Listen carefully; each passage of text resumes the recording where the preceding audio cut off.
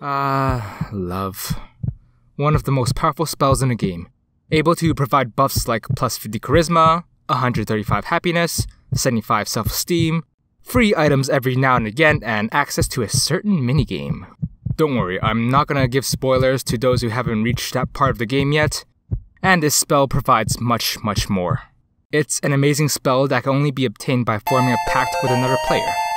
But every now and again, the spell can end due to a broken pact, and you will sometimes get a very deadly debuff. The Breakup, aka the Broken Heart. When you get afflicted with Breakup, you will be affected by many status effects that can make playing this game like you're in super hard mode. It's like the Dark Souls of debuffs. It's something most players don't want to go through, and I'm a smart enough player to realize that in order to not get hit by this, you have to prevent it from happening in the first place. That is why I've never been in love. It's a genius play, I know. But even if you do get hit by it, which is very likely since this spell is part of the meta, it does eventually go away as you put more time into the game. So just try to be careful as you go about playing with the debuff. Now, a lot of players would say getting Breakup is the same as being afflicted with the withdrawal debuff, which you can get from using drugs. Both debuffs share almost the same effects. The only difference is, the drugs didn't want to leave you. There are 4 levels to this debuff. The longer you've used the spell, the higher the level your debuff will be. Each level will give a particular status effect along with the other effects that came before it. At level 1, you will suddenly see a decrease in your HP, MP, and your SP, leaving you weaker and more vulnerable to attacks that would otherwise deal very little damage. This means you won't be able to play as you did before. It'll be like you were set back a few levels, desperately trying to survive in this dangerous world. Alone. At level 2, Breakups will have you start taking 1.5 times the damage you receive. So a critical hit with a slap attack would normally do 1000 damage. But with Breakup, it'll do 1500 damage instead, so be careful. I hear slap attacks are pretty common around the time you get the debuff. It's pretty scary, because not only does it deal physical damage, it also does mental damage. At level 3, you'll be unable to properly use your skills as skills require MP. You'll be losing it at a rate of 50 MP per second, because you'll be too busy thinking whether or not this was meant to be, if you did anything wrong, and if it's possible to get that buff again so then you don't have to go through with this any longer. Because it will get worse as time goes on. You will eventually run out of MP, and when that happens, you will get hit with confusion. With confusion, it may not seem like much of a problem, but when the time comes for you to make a critical play, you'll start hurting yourself at the most inconvenient times. Being confused is probably the most infuriating thing that can happen when you're playing the game. And finally, at level 4, along with everything that I've mentioned before, there's actually a chance for you to instantly die the moment you get to this level. I'm not kidding. Players have died from this. Even if you don't die right away, the chances of you getting hit by the heart attack throughout your playthrough increases. That's why this debuff is also called Broken Heart. You pretty much lose all your hearts when it happens and you die. No fairies to magically appear and heal you, you just die. It's a pretty sad way to end your playthrough, but that is one of the endings to the game. Like I said before, in order to not get this debuff, all you have to do is just not obtain love. But I know since love is a part of the meta, I know some of you guys won't be as smart as me, and you'll most likely get this debuff somewhere down the line in your playthrough. So to prepare you for this, here are some of the many strategies that other pro players do to deal with this. All the pros will have their own types of strategies, but they all start with 3 basic ideas. Delete them from your friends list, stop playing with them, and start grinding with other players. From there on, you can start expanding to other strategies that can assist you with the current situation you're in.